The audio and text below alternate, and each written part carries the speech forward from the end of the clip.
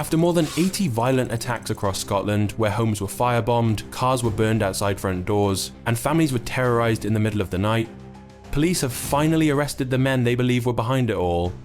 Ross Miami McGill, Stephen Lyons, Stephen Jimmy Jamieson, and Stephen Larwood. 4 of Scotland's most wanted were recently taken down in a dawn raid in Dubai. But will these men finally be held accountable for their years of firebombings, cocaine trafficking, and bloody gangland wars? Or will they find a way to escape justice once again? Just a few days ago, Dubai police raided some of the richest enclaves of the city to pick up 4 of Scotland's most wanted men.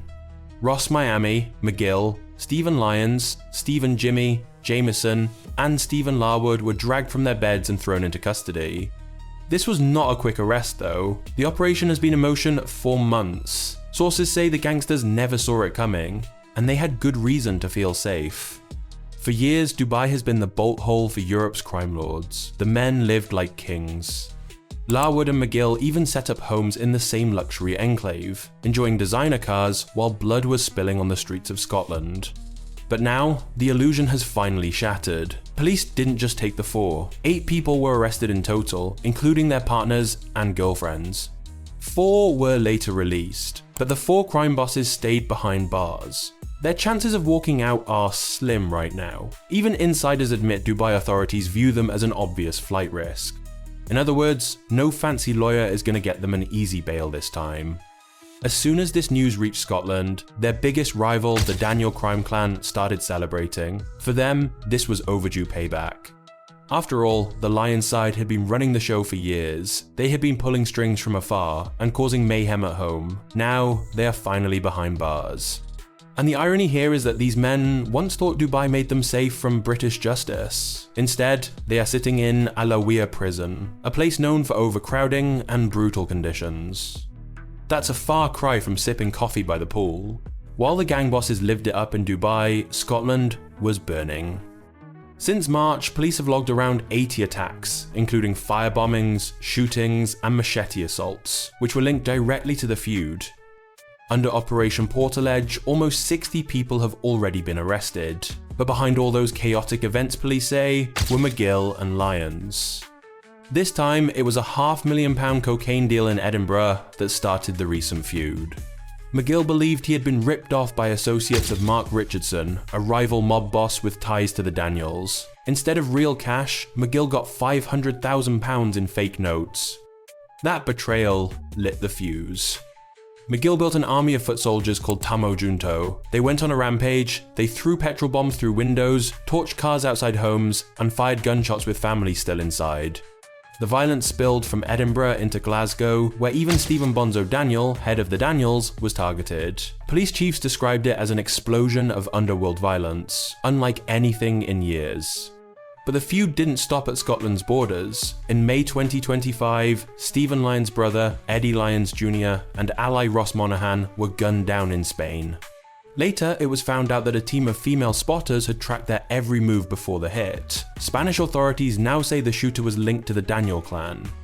Lyons was devastated, but he couldn't even attend his brother's funeral as he was hiding in Dubai. Even in exile, these 4 criminals were not living in peace. Jamieson, who was once best pals with jailed drug boss the Iceman, Jamie Stevenson, fought with McGill in a Dubai gym. That bust-up showed how unstable things had become. Weeks later, Jamieson was bailed, only to be arrested again in this raid. And with the war raging back home, the spotlight turned to the 4 names now sitting inside Dubai's Al-Awir prison. Ross Miami McGill, Stephen Lyons, Stephen Jimmy Jamieson, and Stephen Larwood. Each had carved out their place in Scotland's criminal ecosystem. Each carried influence that stretched across borders. McGill was the most reckless. 31 years old, a former capo with the Rangers Ultras group, the Union Bears, he had swapped stadium terraces for street warfare. After the fake cash cocaine deal robbed him of £500,000, McGill snapped. He built his Tamo Junto gang and unleashed a wave of petrol bombings and shootings across Edinburgh. More than 80 incidents were linked to his name in just months, enough to terrify whole neighbourhoods. Police called him a key instigator, rivals called him unpredictable. Allies called him dangerous even to his own side. McGill's arrest has already left Edinburgh's underworld shaky. His young lieutenants, often more loyal to fear than money, are leaderless. Without him directing chaos, the TMJ gang risks fragmenting. Some may slide into Mark Richardson's camp, the rival dealer who triggered the feud. Others may try to hold territory on their own, risking more small-scale violence. Edinburgh hasn't seen a power vacuum like this in years, and Richardson's crew knows the timing is in their favour. But with McGill's men still on the ground, the feud doesn't vanish overnight. It mutates, and police are bracing for desperate moves from those left behind. Lyons at 44 was the opposite, quiet, strategic, and patient. The boss of the Lyons crime family, he turned Glasgow into his base for 2 decades, fighting a bitter feud with the Daniels. He survived assassination attempts, watched cousins and allies murdered, and still kept control. From Spain and then Dubai, Lyons played the long game, running cocaine importation and laundering millions through trusted fixers. Taking Lyons out of the equation cuts the head off the organization. His younger relatives don't have the same authority, and most older lieutenants are dead or jailed. Even before the arrest, insiders said Lyons felt the heat after the killings in Spain and considered moving again. Now he is in Dubai custody, and the Daniels clan is openly celebrating. For the first time in years, their rivals look weaker, and that changes the balance of power across Glasgow's underworld. But celebrations are risky. Power vacuums don't always lead to peace. They often spark new turf wars as mid-level players scramble to take control. Jamieson is a different story. Once inseparable from Jamie Iceman Stevenson, Scotland's most feared cocaine trafficker, Jamieson acted as a trusted lieutenant and international contact. He had already served time for cocaine dealing and fled Scotland to live in Dubai.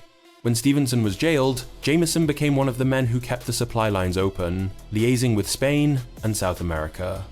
He even found himself clashing with McGill in a Dubai gym, furious over the chaos McGill was bringing down on the network. That bust-up was the first public crack in their alliance. Jamieson's arrest disrupts the global chain. He had the contacts, the trust, and the networks to move drugs. Without him, shipments stall, rival cartels circle, and money dries up.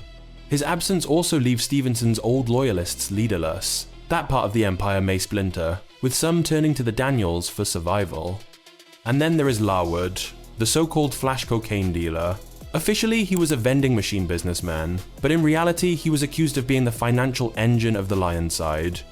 He was allegedly making up to £3 million a month from cocaine shipments routed through Spain. He wasn't loud like McGill or high-profile like Lyons. He worked in the shadows, quietly living in Dubai near McGill. But money talks, and Larwood's arrest hits hardest on the financial side. Cocaine supply is fragile, miss a shipment and debts will start to rise. Debts in this world don't get handled with invoices, they get handled with guns. Larwood's absence means buyers across Glasgow and beyond are scrambling. If rivals step in to fill the gap, it could redraw the drug map entirely. Dealers once loyal to Lyons may turn to Daniels-linked suppliers just to stay afloat. The raids in Dubai also pulled in girlfriends and partners. 8 people were initially arrested, 4 later released. It means the days of Dubai being a safe haven are over. Police Scotland says the arrests are a massive breakthrough, but even with these 4 behind bars, the war is far from settled. And now the question is, what will happen in court? Prosecutors are already thinking about imposing conspiracy charges. McGill is almost certain to face conspiracy to commit arson and attempted murder, given the firebombings linked to his TMJ crew. Lyons and Jamieson could be accused of directing a criminal organization, a charge designed to hit the top brass without tying them to each individual attack. Larwood faces likely trafficking charges, with investigators pointing to his alleged multi-million-pound monthly earnings. Firearms offences are also on the table, tied to shootings across Edinburgh and Glasgow. But proving it is not simple. Dubai extradition is slow and messy. It can take years, with lawyers exploiting every loophole. And even if the men are returned to Scotland, prosecutors need evidence strong enough to stick. That usually means surveillance, phone taps, financial records, or, most valuable of all, encrypted chat logs. In past operations against European cartels, cracked apps like EncroChat and Sky ECC exposed entire networks. If police have access to similar data here, it could be their strongest weapon. Messages ordering firebombings, chats arranging drug shipments, voice notes bragging about jobs done are digital fingerprints that can be more damning than witness testimony. But if those chats are encrypted or lost, prosecutors will have to rely on circumstantial links and the cooperation of lower level soldiers, many of whom are too terrified to testify. That's the gap. Everybody knows these 4 men are tied to years of violence and millions in cocaine profits, but not everything can be proven in court. Murders whispered about in pubs won't land on a charge sheet without direct evidence. The infamous fake cash cocaine deal that triggered the feud is impossible to prosecute unless someone on the inside talks. Even the money laundering angle is shaky, with Dubai's financial secrecy making it hard to trace exact accounts. So what will they escape? Probably the very crimes that built their reputations. The killings, the executions, and the decades of blood between the Lyons and the Daniels. Instead, they may go down on narrower charges, like conspiracy, trafficking, or organised crime membership. These are also serious charges, but not the full weight of their underworld history. And while they sit in Dubai's Al-Awir jail, rivals are already plotting, the Daniels are celebrating, Richardson in Edinburgh is breathing easier, but nothing stays quiet for long. If extradition drags on, if charges falter, if these 4 somehow wriggle free, the war could roar back to life. Now, what do you think is going to happen to these 4? And who do you think is going to take control of Scotland's underworld? Share your opinions in the comment section below. And if you want more updates on this matter, make sure to subscribe to our channel. Goodbye for now.